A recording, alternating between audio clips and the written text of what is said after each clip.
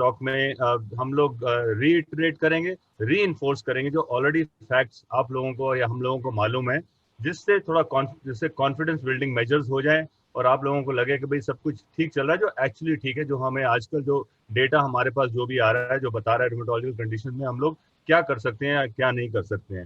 So basically same चीजें ही होंगी जो आप लोग शायद पेपर में पढ़ रहे हैं, न्यूज में देख रहे हैं, बट जस्ट दैट आप लोगों के लिए थोड़ा और कॉन्फिडेंस इस बात का आ जाएगा। और सेकेंडली, जैसे अभी कुछ क्वेश्चन शुरू हो गए थे कि भी क्या हम दवाइयाँ बायोलॉजिक इंजेक्शन अब ले सकते हैं, नहीं, दोस काइंड ऑफ जो कॉबवेब्स माइंड में है उनको कोशिश करेंगे कि क्लियर करें, and at the end of it आप हमसे क्वेश्चन पूछ सकते हैं, we will try and answer to the best of our ability. और without further delay हम लोग अब let us start to discuss this problem and in whatever heads that we are going to show you. Next on slide please. So हमारा हम लोग इस next 15-20 minutes में ये 4-5 headings में हम लोग discuss करेंगे। Understanding COVID-19 infection, the symptoms जो होते हैं बीमारी के क्या है, COVID symptoms क्या हैं, पॉपुलेशन कौन सी रिस्क पे है और कैसे स्प्रेड होती है और कैसे हम लोग कोशिश कर सकते हैं रोकने का। एंड सेकेंडली, अंडरस्टैंडिंग द हमारी जो रूमेटोलॉजिकल डिजीजेस हैं इस टाइम पे उनको किस तरह हम लोग टैकल करें इस पैंडेमिक के प्रेजेंस में।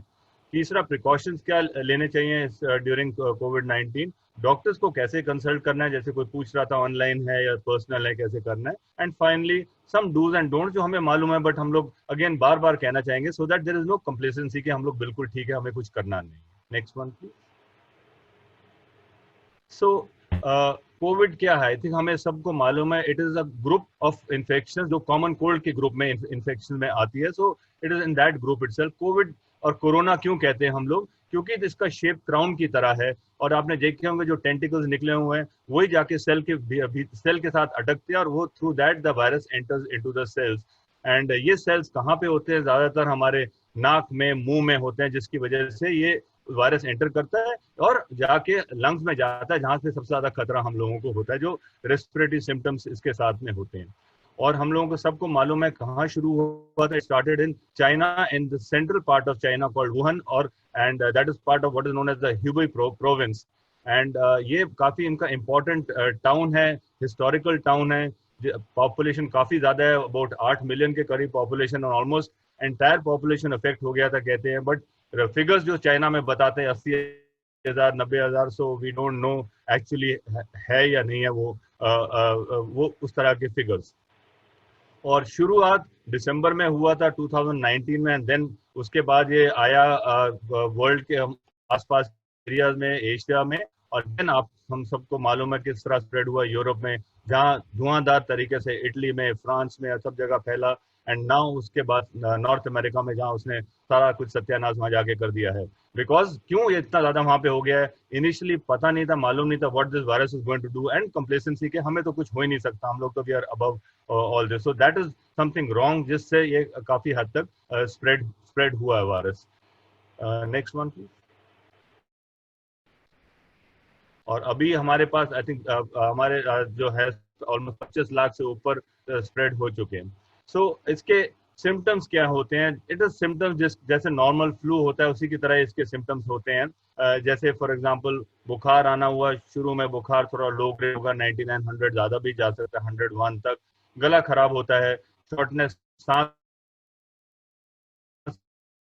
Simple like any flu. But जब सांस फूलने लगे, ब्रेथ हो, तो उस टाइम ये खतरे की घड़ी होती है और इमीडिएटली कंसल्ट करना चाहिए। और ये मैं आपको बता रहा हूँ कि एक पेशेंट अभी उसने ऑडियो कंसल्ट किया, हमारा पुराना पेशेंट था कि जी हमें थोड़ा सा बुखार चल रहा है, लो ग्रेड फीवर हो रहा है और कोई मेरे को सिम्टम नहीं है, कोई बॉडी एक नहीं है, कोई स्वर में दर्द नहीं है, कोई खांसी नहीं है। तो हमने कहा क्रोसिन ले लीजिए अभी आप and see how you do with this tablet. तो फिर उसने 1-2 दिन बाद अपने टेस्ट कराए तो टेस्ट सब नॉर्मल थे और कोई प्रॉब्लम नहीं थी। तो हमने कहा भाई आप तुम ब्लड कल्चर करा लो, क्योंकि उस टाइम कोई प्रॉब्लम कोई नहीं थी उसको, तो वो भी उसने कराया, सब नॉर्मल था। कुछ एंटीबायोटिक उसने शुरू की, जनरल एंटीबायोटिक से कुछ शुरू की। चौथे दिन उसका फिर दोबारा फोन आता है कि डॉक्टर साहब वैसे मैं ठीक हूँ, बस मेरा थोड़ा सांस फूलता है। सो वो उससे खतरे की घड़ी आगे मुझे लगी। मैंने सर सांस कैसे फूलता है, नहीं कुछ नहीं होता, बस थोड़ा खड़ा होता हूँ मैं बिल्कुल ठीक हूँ, मुझे सांस की आप दवाई लिख दीजिए मैं ठीक हो जाऊंगा। मैं कहा भैया आप सीधा अस्पताल जाइए, सांस की आपको हो रही है तो आप दिखा दीजिए। नहीं नहीं मैं तो नहीं जाऊंगा, आप मुझे बता दीजिए क्या करना है मुझे, मैं अब सांस की दवाई रेडिफेलिन दे दीजिए, कुछ इस तरह की दवाई से सांस मेरा ठीक हो जाएगा। बट आई सेड नो वे, मैं आपको कुछ नहीं दे सकता, मैंने आपको देखा भी नहीं है, ऑडियो कंसल्ट है, तो आप प्लीज आप हॉस्पिटल जाइए, कोई भी हॉस्पिटल में जाइए, वहां पे आप दिखाएं।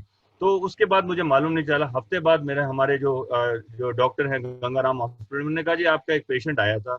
मैंने कहा क्या हुआ? कहता वो तो कोविड ही था, वो तो हमने एडमिट किया उसको। मैंने कहा तुम तो बड़े मैटर ऑफ फैक्ट कह रहे हो। कहते वो मानता ही नहीं था, तो उसको बड़ी मुश्किल से तो हमने उसको एडमिट किया और देखा उसके लंग्स तो दोनों बिल्कुल साफ हुए होते हैं, बड़ी मुश्किल से उसको, लकीली वो टाइम पे आ गया था, उसको अभी भी वार्ड में रखा है and hopefully he should be fine. So कहने का मतलब है कि कोई सिम्टम्स आते हैं, do not ignore them and of course do not panic जहां सिम्टम्स हो। Next one please. So I think हमें मालूम है हाई रिस्क पॉपुलेशन कौन सी है। शुरू ही ऐसे हुआ था इंटरनेशनल ट्रैवल से, जो आए यहाँ पे और आपको पता है जहाँ कॉन्ग्रीगेशन हुआ था उससे फैला। इंटरस्टेट ट्रैवल से भी हो सकता है, कांटेक्ट हो किसी पेशेंट के साथ या सस्पेक्ट के साथ हो पेशेंट, तो वो भी पॉजिटिव होता है, जिससे आपका एरिया सारा कंटेनमेंट जोन में या रेड जोन में आ जाता है। Elderly people, they are at special risk. I won't say 55 or elderly, maybe they can take 60 65 years से ज़्यादा हो, तो those people are at real risk for this problem. And दो जिनके पास की जिनकी कोई chronic medical condition चल रही हो, for example जैसे डायबिटीज हो, हाइपरटेंशन हो, हार्ट की प्रॉब्लम हो, कोई टर्मिनल इलनेसेस या लॉन्ग स्टैंडिंग इलनेसेस चल रही हो such as cancer, chronic renal disease जो डायलिसिस पे हो रहे हो, those people are at are high risk population, supposed to be getting this infection far easily than other people जिनकी बॉडी की इम्यूनिटी कम हो। तो ये कहते हैं तो हमारे पेशेंट्स की भी इम्यूनिटी कम होती है, जो हमारे रिमेटोलॉजी पेशेंट जैसे आप हैं, आप लोग हैं, जिनको जो आप दवाइयाँ खा रहे हो, तो आपको भी तो ये हो सकता है, बिल्कुल हो सकता है। पर जैसे as we go along will tell you that हमारे पेशेंट्स कैसे रिलेटिवली सेफ है, उनको इतनी इतनी प्रॉब्लम नहीं हुई है। इंपॉर्टेंट है, अगर आपने देखा हो, पेपर में भी पढ़ा और रिपोर्ट्स काफी आ रहे थे, अमेरिका में जो कई एरिया स्पेशली न्यूयॉर्क स्टेट में यंगर पॉपुलेशन काफी अफेक्ट हुई। तो वो क्यों थी younger population? Single important factor was obesity, बहुत इंपॉर्टेंट फैक्टर है। obese people are again prone to it. It is not age group, not that obese people are more prone to it, as also smokers. Next one please. So infection कैसे फैलती है ये भी हम लोगों को सबको मालूम है, बट ये इंपॉर्टेंट है बताना, सो दैट हम लोग प्रिकॉशन जरूर लेना चाहिए हम लोगों को। दो तरीका है, या तो क्लोज कांटेक्ट से, डायरेक्ट क्लोज कांटेक्ट, या इनडायरेक्ट कांटेक्ट से। अब डायरेक्ट कांटेक्ट क्या होता है? कोई जोर का छींक मार दे या खांसी कर दे इनटू अ पर्सन, वो, और जैसे यहाँ ये बता रहे हैं, टेबल पे बैठे हैं, खा रहे हैं, नाश्ता पानी कर रहे हैं, और किसी को है इन्फेक्शन, तो वो फैलाएगा। So this is direct spread. Shaking hands, hugging, kissing, all इन सब से फैल सकती है अगर उसको मरीज को कोई इन्फेक्शन हो। इनडायरेक्ट कांटेक्ट कौन सा होता है? जैसे आपने फोमाइट्स हो गए, जैसे टच कर दिया आपने, जैसे यहाँ दिखा रहे हैं एलिवेटर को टच कर दिया, एलिवेटर स्विच को आपने जैसे उसको कराया, उसके बाद आपने मुंह पे लगा लिया हाथ, उससे इन्फेक्शन हो सकती है। टेबल आपके ये डोर्स जो हैं, डोर के नॉब्स आपने खोले, डोर खोला, उससे हो गया। स्टेयर केसेस, ये these are all indirect contact. I may also add, I think हम लोगों को सबको मालूम है 80% लोग एसिम्टोमेटिक होते हैं। बाय दैट वी मीन उनको कोई सिम्टम नहीं होता, but they can spread infection. So be aware of that कि नहीं सिर्फ खांसी और आपको नजला होगा या छींक मारोगे तो उसी से होगा, ये नहीं होता है। आप 80% एसिम्टोमेटिक है और 20% लोग जो होते हैं जो सिम्टोमेटिक होते हैं। पुटिंग इट अनदर वे, जिनको इन्फेक्शन होती है अबाउट 80% लोग तो वैसे ही आराम अपने आप ही ठीक हो जाते हैं। 15% पेशेंट थोड़ी बहुत उनको तकलीफ होती है, दवाई लेके होते हैं, और सिर्फ 5% लोग हैं जो वाकई सीरियस होते हैं, जिनको हॉस्पिटलाइजेशन की जरूरत है, जिनमें से कुछ परसेंटेज वेंटिलेटर पे आते हैं, जो खतरे की घड़ी होती है। Next one please. सो हम लोगों ने ये स्लाइड इसलिए ऐड की कि हमें मालूम होना चाहिए कि कौन कौन से सर्फेसेस पे कितनी देर तक रहती है। ये हो सकता है थोड़ा एग्जैजरेशन हो, पर फिर भी हमें थोड़ा मालूम होना चाहिए। पेपर एंड टिश्यू पेपर पे 3 घंटे के लिए रहते हैं। क्यों सबसे कम इतना रहता है, ये हमें मालूम होना चाहिए। बिकॉज ये पोरस होता है, वायरस जल्दी ड्राई हो जाती है और वहाँ पे इनइफेक्टिव हो जाती है। वेयरएज पेपर मनी में ज्यादा देर तक रहता है, 3 से 4 दिन तक रह सकते हैं। So be careful, more and more of plastic money should be used. आजकल पेपर मनी कम यूज करें। जहाँ ये कॉपर वाली चीजें जैसे होगी, कई जो नॉब्स वगैरह हो गए, उनमें 3-4 घंटे तक होता है। कार्डबोर्ड पे 24 घंटे अगेन कम रहता है टाइम, क्योंकि वो भी पोरस होता है, एब्जॉर्ब करता है। वुड पे अबाउट 2 दिन तक रह सकता है। क्लॉथ पे अबाउट 2 दिन तक रह सकता है। जहाँ तक क्लॉथ का सवाल है, तो जैसे अब हम लोग काफी कुछ खुल रहा है, हम लोग जाते हैं ग्रोसरी के दुकान पे या वैसे जाते हैं, तो हम कपड़े जो वापस आके हम लोग को क्या करें, कपड़े को हम नहा लें, कपड़े धो दें, क्या करें। तो इसमें ये कहा जाता है कि अगर आप कुछ ही टाइम के लिए जा रहे हैं तो मास्क तो आपने पहना है, दैट इज अ मस्ट, वो तो पहना है, बट कपड़ों अगर कुछ ही देर तक जा रहे हैं और आपने देखा कोई आसपास कोई इतनी कोई खांसी वांसी नहीं फैली हुई है, तो वो कपड़े को इतना आपको जाके धोना होना की जरूरत नहीं है। हाउएवर अगर देर तक जा रहे हैं, लोग ज्यादा हैं, तो बेटर रहेगा कि आप आके उन कपड़ों को धोए, सिर्फ सोप एंड वाटर से धोए, उसी से वायरस खत्म हो जाती है। तो इम्पोर्टेंट ये है कि अगर आप लोगों के आसपास हैं तो इसका ये थोड़ी मतलब कि आपको इन्फेक्शन हो जाएगी, ये भी इंपॉर्टेंट है। एरोसोल इम्पैक्ट जिसे कहते हैं, दैट इज इम्पोर्टेंट। अगर खांसी करोगे और स्नीज करोगे तो जेट की तरह जाता है और आपके अंदर जाता है, पर वैसे जो आसपास के छोटे मोटे एरोसोल घूम रहे होते हैं, उनके बाय एरोडायनामिक्स या जो इसका एक्चुअल तरीका है, वो एटमोस्फेयर में रह के नीचे गिर जाता है, अपने आपके अंदर शरीर के अंदर नहीं जाता है। तो इसलिए किस तरीके से कहाँ जा रहे हैं, कितनी देर तक जा रहे हैं, उसके हिसाब से भी आप लोगों को इसके प्रिकॉशंस लेने चाहिए। Stainless steel including taps etcetera में से 2 से 3 दिन ये रहता है, प्लास्टिक में भी अबाउट 3 दिन के लिए, as also on the glass. And हम लोग जो सर्जिकल मास्क पहनते हैं उस पर 7 दिन तक रहता है। सो हम लोगों के लिए भी प्रॉब्लम है कि you can't change this mask. जो N95 मास्क आ रहे हैं एक्सपेंसिव हैं, अवेलेबल इतनी इजीली नहीं है, तो भी हमने अपने तरीके ढूंढे हुए हैं कैसे हम लोग उसको डिसइंफेक्ट करते हैं, हम रीयूज कर सकते हैं उनको मास्क को, ये नहीं कि रोज रोज हम बदलें। Next one please.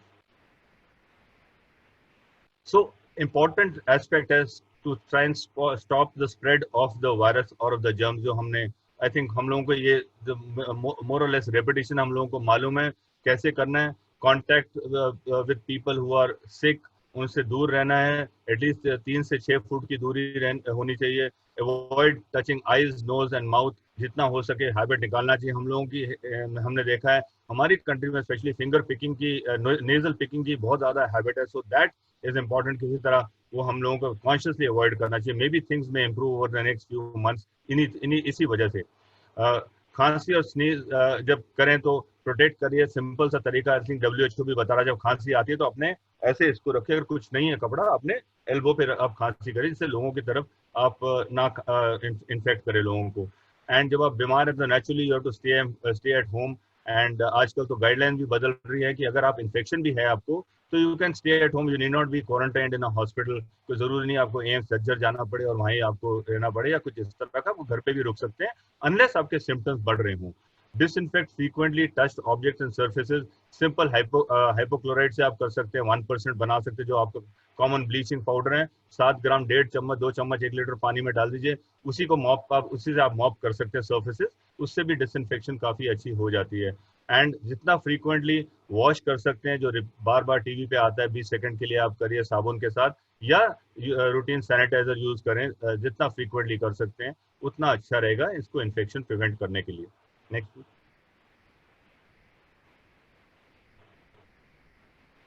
देन थोड़ा कॉन्फिडेंस बिल्डिंग ये स्लाइड है कि भाई why we should not worry, क्योंकि एज ये स्लाइड बता रही है फर्टिलिटी रेट काफी लो है, स्पेशली यंग पॉपुलेशन में। और जैसे आप लोगों को सबको मालूम है, India has the largest robust youngest population in the world. And इसलिए भी हो सकता है कि हमारी जो नंबर्स कम है, हो सकता है हमारी जो टेस्टिंग रेट भी कम है, पर नंबर्स और जो हम लोग बार बार कहते हैं हमारे पास क्या इंडेक्स है कि भी वायरस बढ़ रही है, वो है death rate.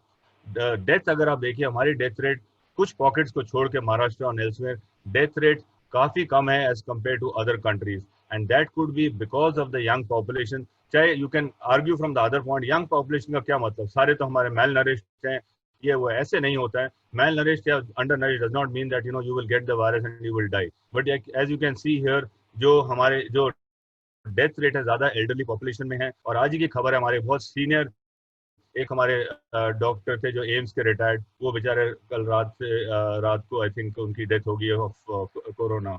So meaning thereby that जरूरी नहीं कि आप एल्डरली हैं तो आप मरेंगे, ऐसे नहीं होता है। को मॉर्बिड कंडीशंस हैं बाकी और फैक्टर्स इतने हैं जिससे डेथ रेट बढ़ता है। Next one please. नाउ अब coming on to, since I expect that मेरे काफी पेशेंट्स होंगे रेमेटोलॉजिकल कंडीशंस के जो इस बात के लिए दे विल बी इंटरेस्टेड भी, हम लोग क्या करें, हमारे लिए क्या गाइडलाइंस है, हम लोग को इन्फेक्शन ज्यादा हो सकती है, हम लोग ज्यादा सीरियस हो सकते हैं। तो एज ऑफ नाउ ज्यादा एविडेंस नहीं है दैट कनेक्ट इसको इन्फेक्शन को रोमेटोलॉजिकल डिजीज को करता है, और जो भी एविडेंस है वो पॉजिटिव है इन द सेंस दैट कोई हमारे जो पेशेंट्स दवा वगैरह ले रहे हैं उनको इतना सीरियस नहीं हो रही है इन्फेक्शन ये, और again risk low to moderate में आ रहा है। अब कई पेपर्स भी आए हैं स्पेशली बाहर से जो बता रहे हैं कि हमारे रोमेटोलॉजिकल जो पेशेंट्स हैं उनको इतनी ज्यादा प्रॉब्लम नहीं हो रही है। However risk factors continue to be the same, जो 65 से ऊपर हों, लॉन्ग टर्म केयर फैसिलिटी में चल रहे हों, बाय दैट वी मीन जो जो बेड पे हों, दे आर हैविंग कंट्रैक्चर्स हैं, नीज इनकी नहीं चल रही है, हिप्स नहीं चल रहे हैं, जो लॉन्ग टर्म मतलब बेड में चल रहे हैं, कोई और मेडिकल कंडीशन जो हमने ऑलरेडी एनलिस्ट किया उसकी तरह हो रहे हो। इम्यूनोसप्रेसेंट ड्रग्स वाले का ये बताया गया है कि भाई हो सकता है ज्यादा हो बिकॉज इम्यूनिटी लोअर करती है। However, there are studies to show that immunosuppressant drugs वाले जो patients हैं उनकी immunity actually better हो जाती है because their immunity is being rectified by the immunosuppressant drugs. So जरूरी नहीं कि उनको ज्यादा इन्फेक्शन के चांसेस हो। Next one please. सो ये कंडीशन जो कंडीशंस हैं ये डरावनी से नहीं होते हमारे पेशेंट्स इतने सारे। जो कॉमनली हम लोग देखते हैं गठिया देखते हैं, that is rheumatoid arthritis, ankylosing spondylitis second most common condition जो हम लोग देखते हैं, जो स्पाइन का आर्थराइटिस जिसे कहते हैं या एंकलोजिंग स्पॉन्डिलाइटिस, आजकल हम स्पॉन्ड आर्थराइटिस टर्म यूज करते हैं। जिस जो these are the two most common condition. Lupus SLE जिसमें रैशेज आते हैं फेस पे, या सोरेटिक आर्थराइटिस जिसमें रैशेज, चमकीले रैशेज, स्केली रैशेज जो होते हैं एरियाज ऑफ जैसे फिंगर्स पे हो गया, स्किन द नेल्स अफेक्ट होते हैं, स्कैल्प पे आ सकता है। Next one. स्क्लेरोडर्मा जिसमें टाइटनिंग हो जाती है, स्किन टाइटनिंग होती है, फिंगर्स ब्लू हो जाती हैं। वैस्कुलाइटिस जिसमें खून की नाड़ियों में इन्फ्लेमेशन होती है, जैसे पैरों में आ जाती है, परप्यूरा कहते हैं हम लोग, वो होता है। मसल्स इन्वॉल्व होते हैं जो dermatomyositis and other conditions also. So these are the rheumatological condition जो हम लोग देखते हैं, और आप लोग कई लोग इनमें से सफर कर रहे होंगे जिनमें हम ये चीज हमें बताना पड़ेगा कि भी आप लोगों का कितना इसमें प्रॉब्लम हो सकती है इस वायरस से। Next one.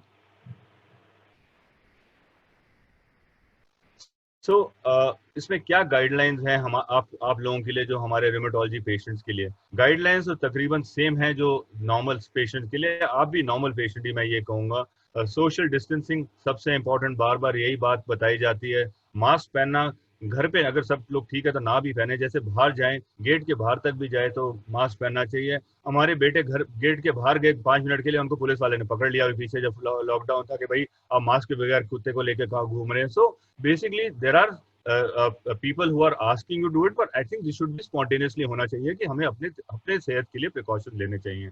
अगर कांटेक्ट होता है पेशेंट के साथ, कोई पॉजिटिव है घर पे या कहीं और पे भी, तो आप 2 वीक्स के लिए आपको घर पे रहना चाहिए, सेल्फ क्वारंटाइन करना चाहिए। And taking advantage of telehealth और टेली मेडिसिन, जो अब आई थिंक कोर्ट्स ने भी इसको अलाउ कर दिया है। सो भाई telemedicine can be either visual telemedicine और कैन बी ऑडियो टेलीमेडिसिन।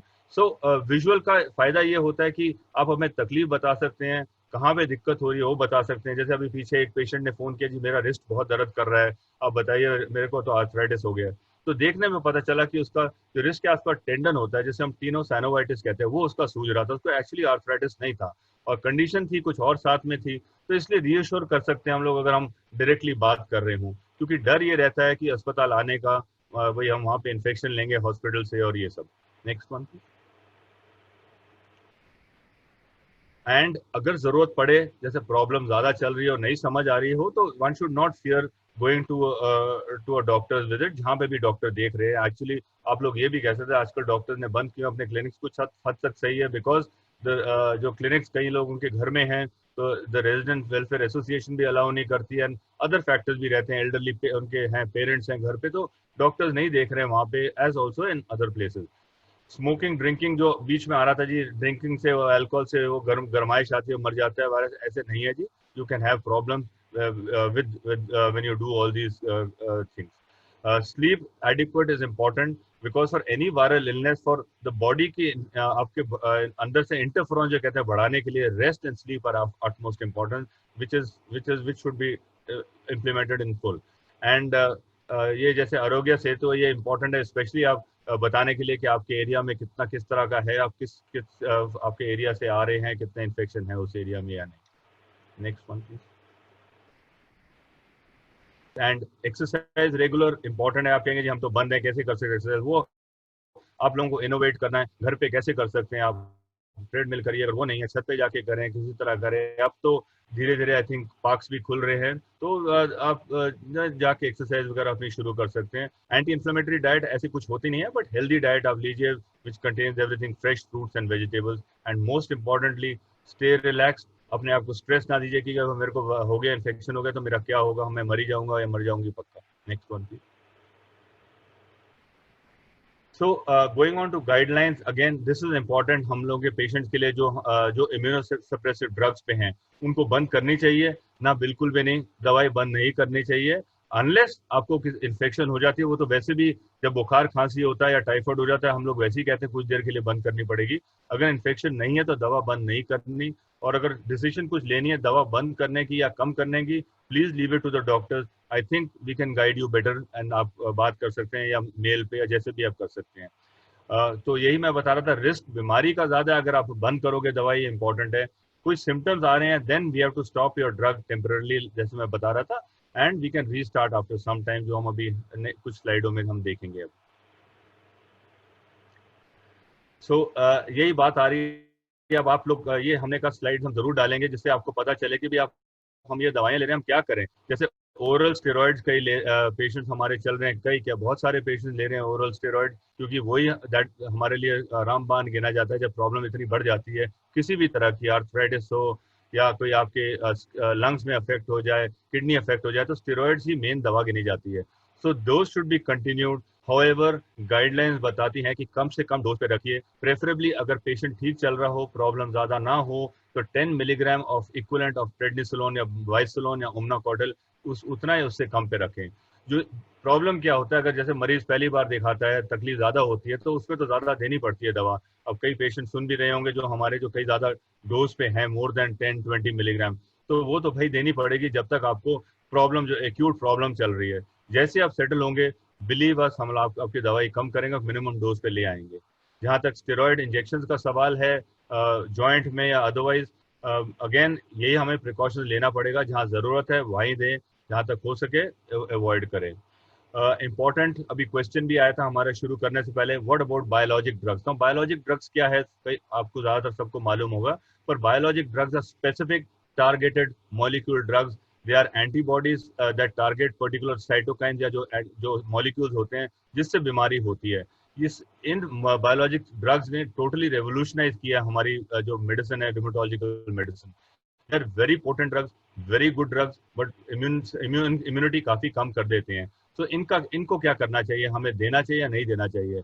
अभी ही एक न्यूयॉर्क से स्टडी आई थी जिसमें बताया गया था कि जो पेशेंट्स बायोलॉजिक्स ले रहे थे उनका कोई आउटकम इतना खराब नहीं था compare to those who are not taking biologics और नॉट हैविंग रिमेटोलॉजिकल कंडीशन।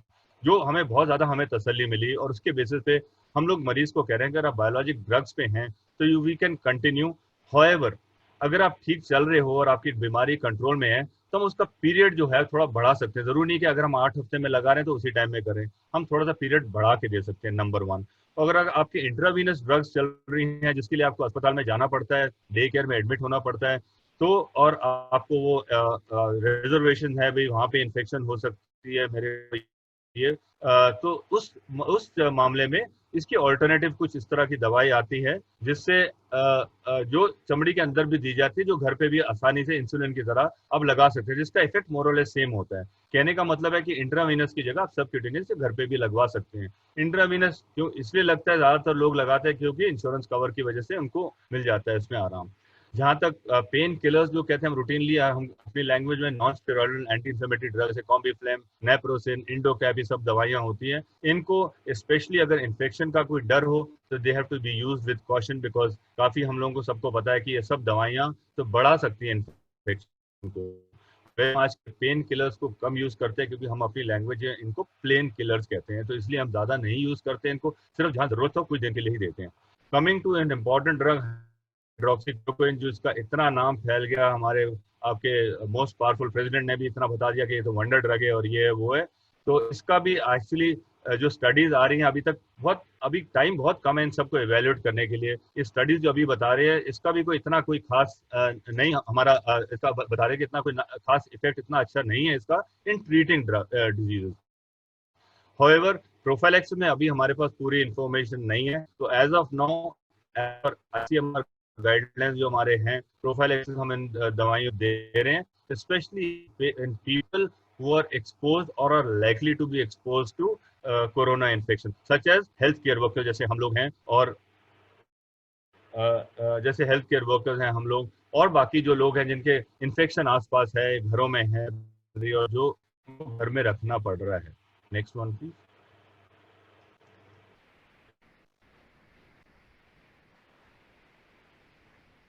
कुछ पेपर में आप लोगों में नहीं पढ़ा होगा जो बीपी वाले पेशेंट्स हैं जो ले रहे हैं जिसको कहते हैं एस रिसेप्टर्स या एआरबी जो कहते हैं जैसे टेलमिस्टार्टन सब दवाइयां। अब आ रहा था कि जी ये इनका वही साइट है जहाँ पे वायरस भी ब्लॉक करती है तो इसलिए ये दवाई नुकसान कर सकती है। ऐसे नहीं है। अब गाइडलाइंस काफी कार्डियोलॉजी सोसाइटीज की वर्ल्ड ओवर से आ गया कि अगर आपका चल रहा है तो इसको मत छेड़िए, अगर शुरू नहीं किया then the decision can be left to the cardiologist.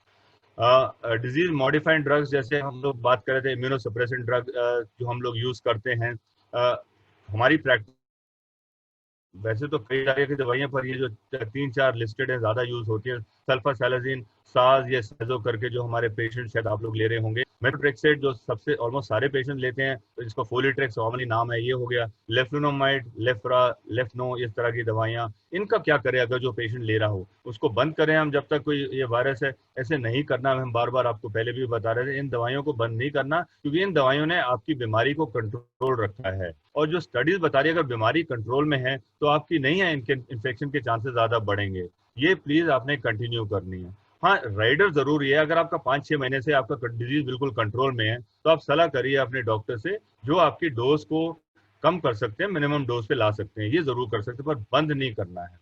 Now coming on to important drugs such as जो आप लोग भी देख रहे हो गए एक्टेमरा करके या टोसिलिजुमैब जो ड्रग है IL-6 इनहिबिटर कहते हैं बायोलॉजिक ड्रग है और certain group of drugs called JAK inhibitors जो एक्चुअली हमारी इम्यून सप्रेसेंट है और यूज होती है हमारी बीमारियों में। अगेन बायोलॉजिक ड्रग्स है, ये कोरोना में यूज हो रही है।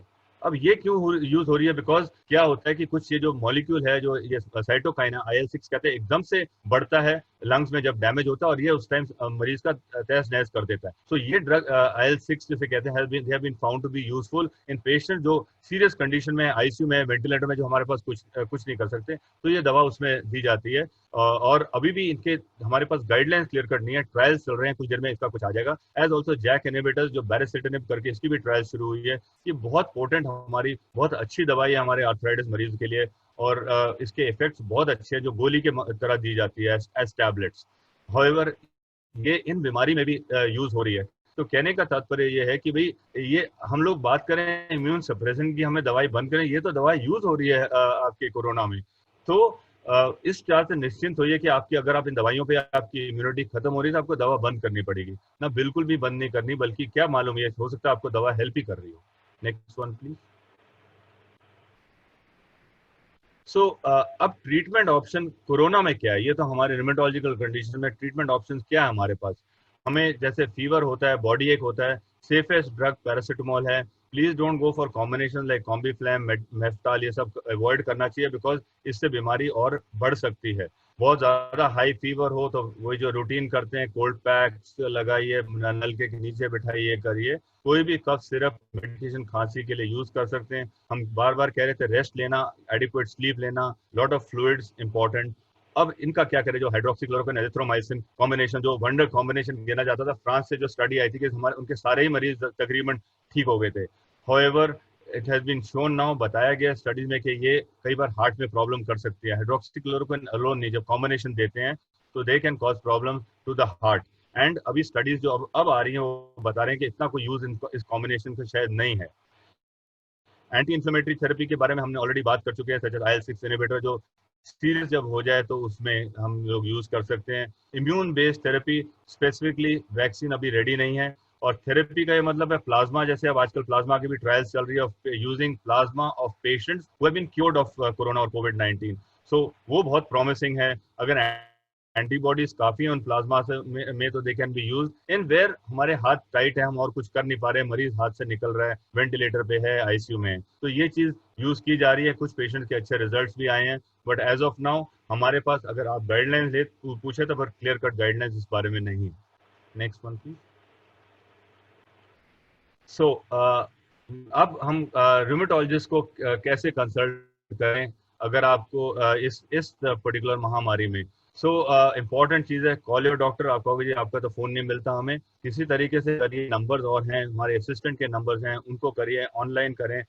कोशिश यही करनी पड़ेगी क्योंकि आजकल हम लोग भी और तरीके से काफ़ी तरीके से बिजी हैं, तो इस तरह का you have to call your doctor, get in touch with your doctor. Next one please. So hospital visit में क्या डूज एंड डोंट्स। नाउ अगर आपको जैसे अस्पताल में बुलाया जाए, आपको जाना पड़ रहा है किसी वजह से, तो क्या आपको आपके डूज एंड डोंट्स हैं। तो डूज में तो वही है, आपको ये मास्क पहनना जरूरी है, keep your hands clean, disinfect करें रिपीटेडली, एंड यू नो जब आप जाते हैं, जैसे भी हॉस्पिटल में जाते हैं, हॉस्पिटल की भी जो जितनी भी फोमाइट्स हैं, हैंडल्स हैं, ये आपकी ये जो है सीढ़ियों के स्टेयर के बार्स हैं, उसको ना टच करें जहाँ तक हो सके। एंड माउथ एंड नोज तो कवर करना है। Mask does not mean covering only your nose, पूरा nose and mouth tightly fitting mask जिससे हवा बाहर ना लीक हो। तो इस एंड अगर इसका किस तरह पता चलता है, जैसे हम लोग ने स्पेक्स पहना, अगर हमारी फॉगिंग हो जाए दैट मींस मास्क से लीकेज हो रही है, so that should not be there. Next one please. And इसमें डोंट्स क्या होते हैं, हम लोगों की हैबिट हिंदुस्तान में है पान खाए थूका, और वैसे भी गाड़ी चलाते कोई स्टॉप किया था थूका, प्लीज अवॉइड दैट। कोई आसपास जा रहा होगा कि सीधा इन्फेक्शन पकड़ेगा अगर आपको कोई इन्फेक्शन है तो। Close contact, avoid social distancing. Again ये रेपिटेशन है बट ये इंपॉर्टेंट है for all of us to keep reminding ourself. Don't touch face in any way, whether आप कुछ टच कर रहे हैं या नहीं, फेस को जहां तक हो सके अवॉइड करें। Nasal picking should be avoided. अगर कुछ लगे भी आपको कुछ हो रहा है, जैसे गला खराब हो गया, don't start to panic. Self treatment, ये भी बहुत कुछ बताया जा रहा है कि भी हल्दी लीजिए, अदरक लीजिए, इसका ये पानी लीजिए, वो हेल्प करता है। As of now no data excepting कुछ बता रहे हैं हमें कि भी vitamin C in good dosages, as also vitamin D जो बाकी बीमारियों में भी दी जा रही है, for example to boost immunity such as cancer and other terminal illnesses might help. कुछ स्टडी में बताया गया कि विटामिन डी लेवल हाई रखिए अपना, हाई मतलब नॉट डेंजर लेवल पे बट अबव 50 नैनोग्राम पर ml by taking extra vitamin D can help in preventing or reducing the severity of these attacks. So I think हमने 20-25 minute 30 minute बात कर ली है। So हमें क्या अभी तक कंक्लूड किया है कि भाई आप लोग जो पेशेंट्स हैं आपको रिस्क ज्यादा नहीं है। आउटकम्स जो हमारी जो studies all over the world बता रही है are compare to patients not suffering from rheumatic disease, similar outcome है। I might add that Italy में जो जहाँ इतना बड़ा प्रॉब्लम हो गया था पीछे, वहाँ पे एक स्टडी थी 700 पेशेंट्स की, over a period of a month बताया गया था कि उन 700 पेशेंट में से कोई भी पेशेंट नहीं था एडमिटेड जो रिमेटोलॉजिकल डिजीज पे या कोई रिमेटोलॉजिकल ड्रग्स ले रहा हो। कहने का मतलब कि सीरियस पेशेंट जो एडमिटेड थे उनमें से कोई भी रूमेटोलॉजिकल डिजीज वाला नहीं था। So maybe there is some kind of protection जो हमारे मरीजों को मिल रही हो। प्रिकॉशंस, स्टैंडर्ड प्रिकॉशंस जो बार बार दोहराए गए हैं, we must follow, and ongoing treatment should be continued in consultation with your rheumatologist and it should be based on your prevalent condition. Doctor की एडवाइस बहुत जरूरी है, कितने डोज पे देना चाहता है, कौन सा कम करना चाहता है, क्या बंद करना चाहता है। And at the end of it, I would like to add that we are always with you, for you, always to help you and in whatever little way we can. Thank you. नमस्कार आप लोगों का attend करने के लिए। Thank you, sir. Thank you, Dugal sir, for this wonderful and effective presentation. Yeah, this was just to show you the rheumatological and the department that we've got that is running for the last almost 20-25 years, जो हमारी general OPD और private OPD होती है। Yeah, thank you. So now, sir, we will take some question and answers. Participants, if you have any question and answer, you can type. First question is, hello, Dugal sir. Warm welcome from Rishabh. I wanted to ask if we can come for routine checkup. Also, can we go for blood tests? Where are you staying, sir? Rishabh? Sir, he has not given the details. Okay, that's okay. So I think abhi most of our patients are getting their routine tests done. There are a lot of labs that are sending their boys at home to collect, and we take all precautions. Ask them to take precautions, and you also take precautions. You can need not call them into your house. Outside the house, you can have your samples collected. As far as checkup is concerned, I was repeatedly stressed the option is yours. You can either do a virtual consultation by talking through telemedicine, or if you're not satisfied, if your disease is so bad that you need to have a physical consult, you can take an online. You can go onto our website, Gangaram website, or I think all others are also our private hospitals have their websites open, and you can go and show there. Doctors and hospitals are taking adequate precautions not only for themselves but to see that you are also don't get infected in any way. Sir, Miss Shalini is asking, I have rheumatoid arthritis. What precaution should I take? I think I've elucidated in my slides already, but you have to take precautions like the general population that they are doing all general precautions you got to take. Remember that you are not at an extra risk for getting the infection. Perhaps the risk is at par with the general population. So all the precautions that the other people, I won't say normal, the other people are taking, those kind of precautions you got to take. Just that if there is somebody infected around you, just be a little more careful about getting the infection. Mr. Alok Kumar is asking, my Remicade is due on 22nd May. After last he took it on 22nd February. Presently there is no pain. What should do?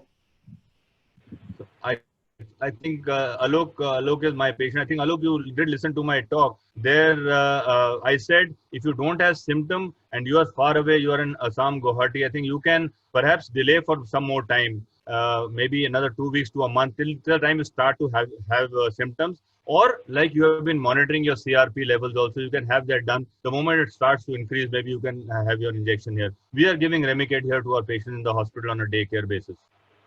Someone anonymous is asking, are we more prone to arthritis since we have to take injections before? Sorry, I couldn't get the question.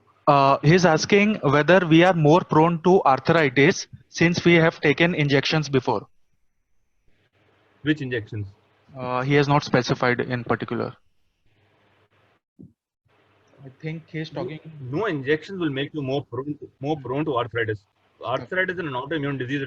It comes on its own. I mean, you may be more prone to it by so many other factors, genetic factors, infections, otherwise, but not by injections. I'm not aware of what or specify. He must specify what injection the person has been taking. Miss Shalini is asking again. She's saying that I was asked to discontinue my medicine for a few months. I was told that it would improve my natural immunity. Is that correct? Because I stopped my medications from February. That is absolutely incorrect. I stressed this in my talk, I think 2 or 3 times, that please don't discontinue your medicine. I think, Shalini, you should be in touch with your rheumatologist. I'm sure he will not ask you to discontinue medicine. He might ask you to reduce the dose so that, to bring you at the minimum possible dose. But please do not discontinue. If you have a flare, that can be as bad as anything else. Sir, one patient, Miss Ritu Pandey, she's saying she has SLE and hypertension patient and also had brain stroke before 7 months, since 7 months. Please tell me best care and what can I do? Can I take Ayurvedic Kada? Ayurvedic, what is that? Kada. Okay, Ritu, I think you're doing well as far as I know you. And the best treatment for you is, again, for the timing, stay indoors, stay around in your house. Don't go out too much. Maybe you can just move around, do your normal exercises. And but you come out of a lot of problems. I can see that.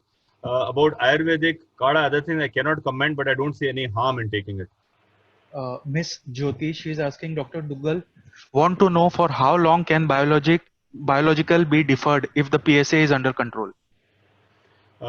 It can be deferred, like I said, till the time your symptoms come up. That is number one. If you've had a very severe disease to begin with, then it would not be advisable to prolong it too long. Maybe 1.5 times the actual period. By that I mean, if you were due in 2 weeks, maybe you can take it in 21 days or a little later than that. Okay. Someone is asking, sir, I am taking a Folitrax injection since 1 month. So should I continue or should I stop it? If your disease was see, if you're injectable Folitrix, that means you had an active disease, and if it's only for the last 1 month, you should continue because it has not even begun to act. Folitrix would start acting about 6 to 8 weeks time earliest, so please continue with your Folitrix. Palabi Barua, she's asking, my mother is suffering from ILD and she stays in Guwahati. She is your patient, I think. My mother is Dr. Dugal's patient. She will not be able to come for personal visit for next few months. How should we go ahead? Uh, like I mentioned, you have my if you are my patient on my prescription, you have my appointment numbers. On the right side, you can see the appointment number, the home appointment. You can call up the lady, if my assistant Dolly or Mr. Omkar. They will fix up a time with you, with me, depending on mutual convenience. Miss Meena Sagar, she is saying, thank you, sir, for such enriching presentation. I am Ankita Sagar, daughter of your patient Meena Sagar. As you know, she has lung problem along with rheumatoid arthritis. So any specific precautions for her, and what about test which happens in every 3 months? Should we get it done? At present, my mother is at Bareilly, totally following social distancing. Yes, this might be an issue where if you're in a containment or a red zone, but you must get because she is on immunosuppressive drugs, so you must get the test whenever it's feasible, not compromising your health. Number two, Meena Sagar is doing well as far as I'm concerned. Her lungs are also stable. She can continue to do her exercises, yoga, pranayam. She can continue to do. I think that will probably help you. Miss Bharti, But please get your test done whenever you can. okay. Sorry. Miss Bharti, she's asking, should we go for our yearly injection like Vaxigrip or Lactose D, or we should delay them? Well, that's important. I didn't dwell on that because there was some Chinese study which said that those who had this vaccine, 36% of them were more prone to virus. But this has been now there is no real data to suggest that. You can perhaps wait. The best time to take the injection is around the monsoon. So this is the time. Maybe you can wait for a month or two and then you can take your vaccine. There is no data to say that flu vaccines can make you more prone to corona. Someone is asking, sir, rituximab, can it be recommended in COVID? That's a very important question. Rituximab is one drug which can make you very prone to viral infections, specifically corona. So the guidelines that have been now issued are that if rituximab is given in a 6 to 9 month interval, some people use it in 6 months. For example, in our vasculitis patient, others use it in 6 months. You may use it in 9 months, depending on which condition you're using it. It is better to postpone it by a few months if your condition is stable. Ishani, she is asking, I am on Olumiant and HCQs. Should I stop my medicine if I get fever and cough? Absolutely. HCQS you can continue. There is no problem. But any other immune suppressant, including Olumiant is baricitinib, that you have to stop. I did mention in my slide that baricitinib is included in one of the studies for use in coronavirus. As of now, we don't have evidence. So if you have a fever, cough, Olumiant you'll have to stop. Hydroxychloroquine, please continue. Ravi Jain, he is a sarcoidosis patient. I have to get a chest X-ray done, and the visit is due on now. So should I go to hospital or should I have to wait for some time to avoid corona? Ravi, if you are doing all right, you can postpone it by maybe 2 weeks to a month. And there is no safe place really where you can get an X-ray done. I mean, the private labs are as unsafe as any hospital. But maybe you can wait for about 2 weeks to a month, and then maybe you can get your X-rays and other tests done. Miss Ananya, she is asking, sir, Omnicortil चल रहा है ढाई महीने से. So should she continue or should she stop it? Has she mentioned the dose of Omnicortil? Nothing, sir. So Ananya, if you're on Omnicortil, you can consult with the rheumatologist and bring it down to the minimum possible dose. I don't know what dose you are on, but it is recommended that it should be, if possible, to 10 milligram or less of prednisolone per day, of Omnicortil per day. Patient with Gilbert syndrome. Any extra precaution? Malesh is asking. Which syndrome? Gilbert syndrome. Gilbert syndrome. Yeah. Okay, Gilbert syndrome. I mean, you don't have to do anything. That is just one of the physiological syndromes since birth that you got. So no extra precautions. Okay. One more question. Can corona and rheumatic disease together be fatal? Um, See, they can be fatal anyway. But a rheumatological disease that is uncontrolled, you have some other comorbidity along with, you have a lung involvement, you have a kidney involvement. Certainly, the fatality will be more. Uh, Someone is asking if a patient has bone cancer and corona together. So what precaution should he be taking in this case? Uh, well, in that case, bone cancer, if you're on treatment, again, it brings your immunity down. Like I said, any form of cancer, you are at greater risk for infection and for the problems that are associated with the infection. Uh, So you have to take all extra precautions, wear mask all the time, even if you're at home, wear gloves. If you cannot, clean your hands as frequently as possible. Keep people who are not necessary away from you. Don't have crowd in your house or wherever you're staying. And consult your oncologist. He will probably guide you better.